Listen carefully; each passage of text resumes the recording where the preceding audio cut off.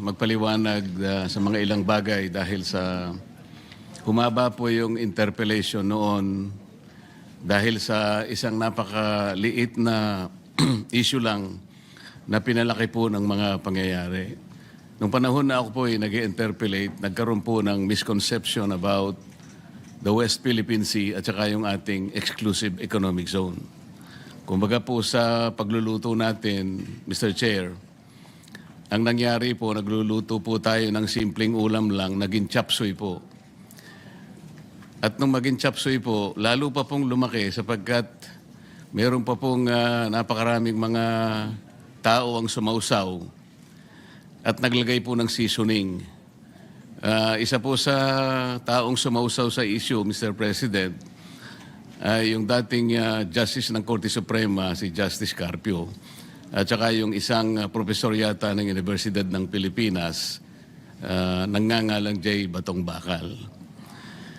Napakasimple po ng gusto ko lamang pong matukoy noon, Mr. President, na dahil nga po sa mga batas na ginawa natin, nung dinidefine natin ang West Philippine Sea, isinama po natin yung Kalayaan Island Group.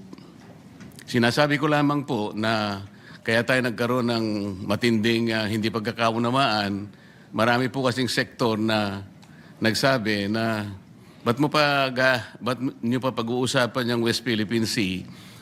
Nanalo na tayo sa arbitral tribunal at na-define na nga ang ating exclusive economic zone. So ang nangyari po, akala nila yung exclusive economic zone, siya na rin yung West Philippine Sea, hindi po.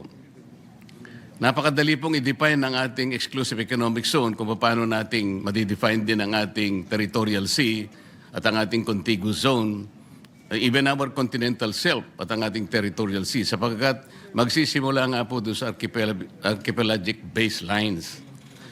Ang nagiging problema po, pinipilit nila na yung West Philippine Sea kagaya na rin ng EEZ. Hindi po.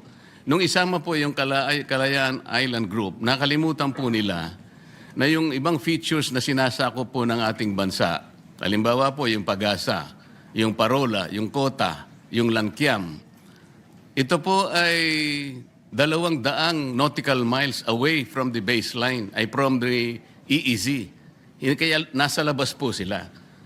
Alam po nyo, Mr. President, nung nagkaroon po tayo ng hearing sa CA, tinangka ko pong itanong sa ating ilang mga miyembro ng armed forces na nandoon, 35 po sila, Mr. President. Nalungkot po ako nung malaman ko sa sagot nila, hindi pala nila alam na yung ating mga occupied territories sa KIG ay nasa labas po ng ating exclusive economic zone. Ito po yung mga official po ng ating armed forces, Mr. President.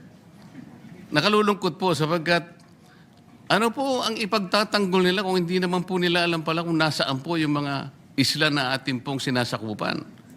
Napakahalaga po noon na Mr. President, bagamat ang usapan doon ay teritoryo, dahil sa definition po ng ating West Philippine Sea, ang importante po doon ay yung karagatang sinasakupan natin. Kung isasama po natin ang West Philippine Sea, Mr. President, ang gusto ng Pilipinas kasi, ituring po yung mga features sa Spratlys na isang grupo lamang ng mga isla. Yung tinatawag po nilang offshore archipelago. Ang sabi po ng arbitral tribunal, Mr. President, hindi po ninyo magagawa yan, sabi niya, sa Pilipinas. Tama na kayo po ay isang archipelagic nation, ngunit hindi nyo magagawa yan sapagkat you will not be able to meet the requirements of land and water ratio. Kung di po ako nagkakali, Mr. President, ang ratio po is 1 to about 9.135, something like that. Ibig sabihin po, meron pong standard na pagitan po kasi ng baselines kung saan mo ikakapit yung baseline. Kasi magkakalayo po sila eh. Lalong-lalo na po doon sa mga ibang features, Mr. President, na hindi okupado ng Pilipinas. Ang dami po noon. Ang okupado lamang po ay 4. Napakarami po ng hindi natin occupied. Ngunit, mini-maintain po natin ang ating claim doon. Ano po ang pinaka-imposible doon, Mr. President? Hindi po natin pwede silang isali yung karagatan arising from this maritime features in the Calayan Island Group dahil lalabag po tayo sa dalawang aspeto. Number one, yung UNCLOS po, hindi tayo papayagan. Kasi po, yung Article 7 po ng UNCLOS, Mr. President, ito po yung tinatawag na straight baselines. Mababiolate po yon kapag kinonect po natin yung features outside our EEC ng mga straight lines dahil yung straight baselines po natin magde-depart po sa appreciable part ng ating yung general direction ng ating cost. Yun po yung sinasabi ng Article 7. Dahil po kasi sa layo nila, more than 200 nautical miles from our EEC. Pagkatapos po, yung Article 47, Mr. President, ito po yung archipelagic baselines. Mababiolate po, ito po yung sinasabi nating ratio of water to land.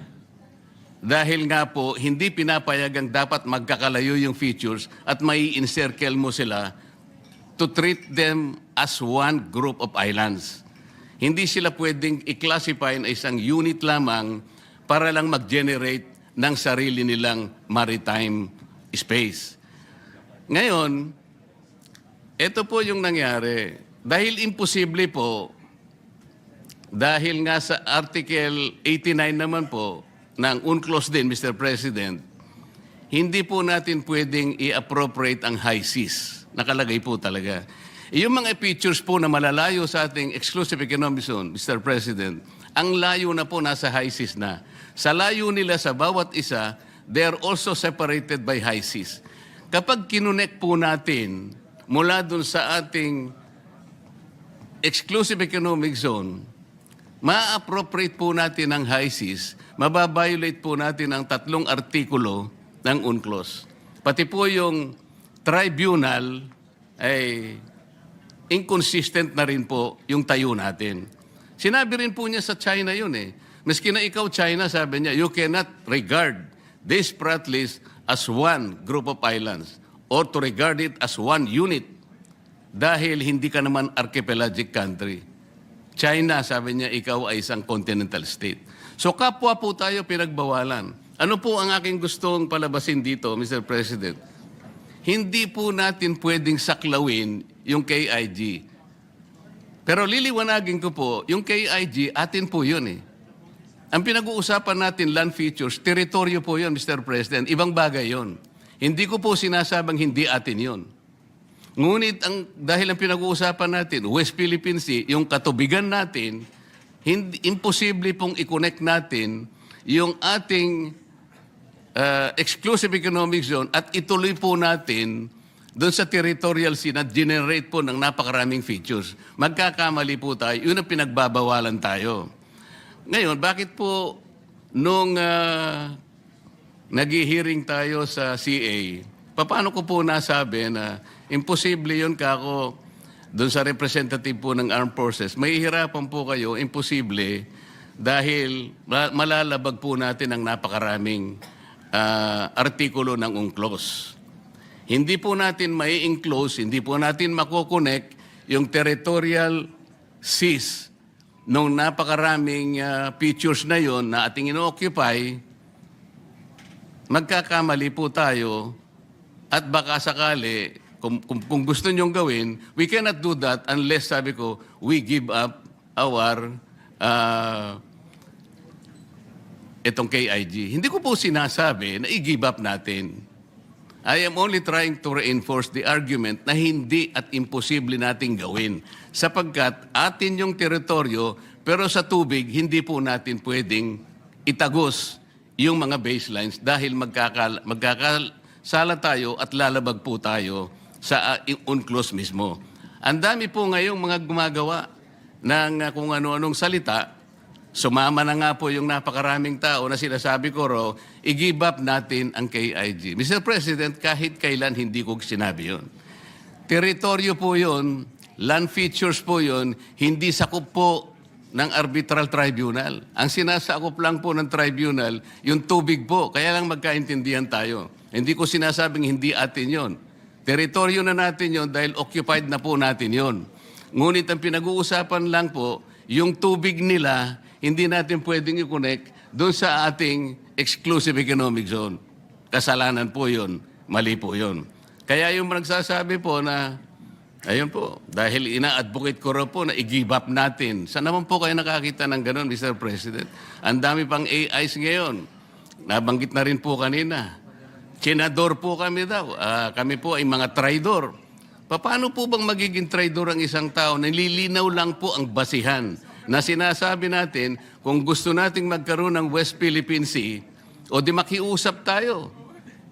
Siguro, pag-usapan natin sa pamamagitan ng United Nations na pwede po ba namin gamitin yung ilang mapa na idodrawing namin at kung inaakala po ninyong mahaba po yung pagitan, nakakita po kami ng maliliit na isla na pwede namin pagpatungan at yung pong land-to-water ratio, maaari po namin magawa ng paraan. Ganun po siguro, pero hindi yung automatic po, tatagos tayo sa mga ganong klaseng batuhan, pipilit po natin. Hanggang sa ngayon po, Mr. President, kaya hindi ma-define ng West Philippine Sea. At sabi ko nga po, hanggang ngayon ay walang ginagawang mapa, kahit nasabihin pa nilang merong mapa, hindi po totoo yun. Mr. President, kahit ngayon pwede po ninyong konsultahin yung tinatawag nilang DUALOS, Mr. President. Ito po yung Division for Ocean Affairs and the Law of the Sea, na nasa opisina ng United Nations. Wala pong nasasubmit ang NAMRIA. 14 years ago, inorderan na po silang mag-submit. Bakit hindi po sila makapag-submit? Dahil sa hirap nga po nito. Hindi po pwedeng i-connect, Mr. President. Yun lamang po. Kaya, wag po nilang ipipilit na ako po ay traidor o kaya pro-China. Hindi po. Mr. President, naghahanap lang po tayo ng katarungan at katwiran dito. Kailangan maabisuhan po natin ang Coast Guard na kung ano man ang kanilang pinagsasabi rito, nagkakamali po kayo sapagkat wala pa pong West Philippines, wala pa po tayong mapa. Ang West Philippine Sea, nagkakaintindihan po tayo, gusto nating gawin, gusto nating i-drawing, pero pagsikapan po natin kung paano natin talaga i-drawing sa harap ng napakaraming legal impediments na nakaharap sa atin. Yun po yung gusto kong linawin, Mr. President. Ngayon, kaugnay po doon sa pagbobotohan natin ngayon.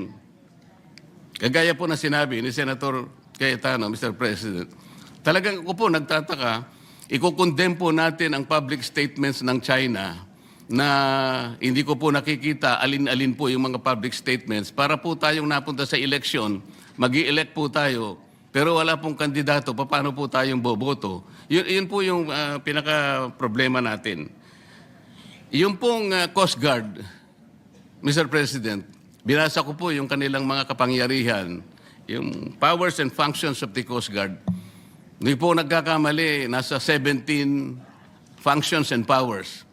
Ni isa doon, wala po akong makita, Mr. President, na pwedeng gawin ng isang spokesperson, nagagawa siya ng ganun, pupunta siya sa isang eskwela, magdi-discuss siya doon at sasabihin niya, bully ang presidente ng China at gagawa siya ng caricature. Wala po sa functions eh. Paano po ngayon natin bibigyan ng encouragement na pagbobotohan natin, ididepensa po natin yung paraan na ganun? Tayo po ay nagkakaisa na kailangan po natin ilaban ng sa atin.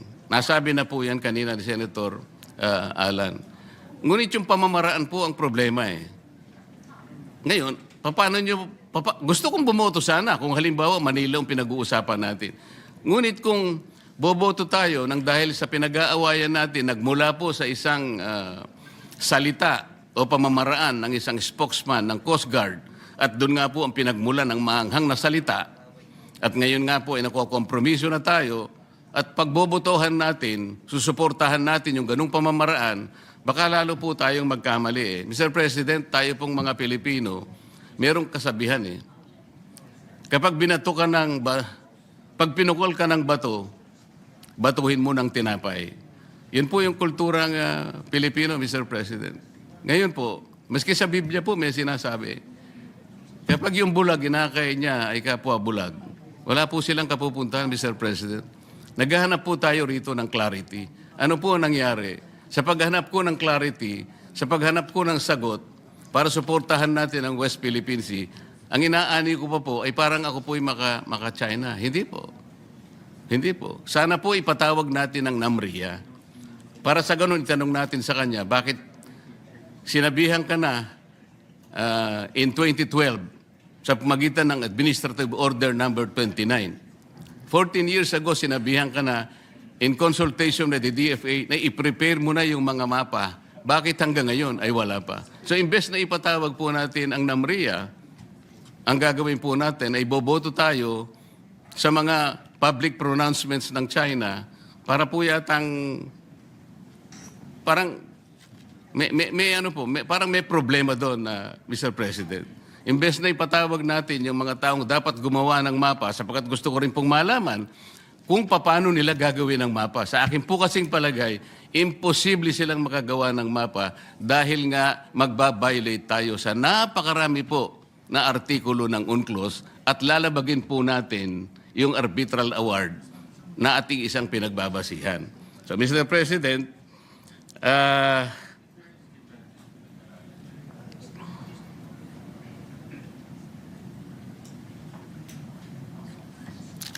magtatapos ako sa isang pananalita na lang, Mr. President. Sa aking palagay po, ang isang pagkakamali ay hindi po may tutuwid ng isang pagkakamali. Hindi po natin magagawa yung gusto nating gawin para kausapin natin ang China sa maliing pamamaraan. At kung pamali po ang paraan, wala po tayong magagawang mabuti, Mr. President. Maraming salamat po.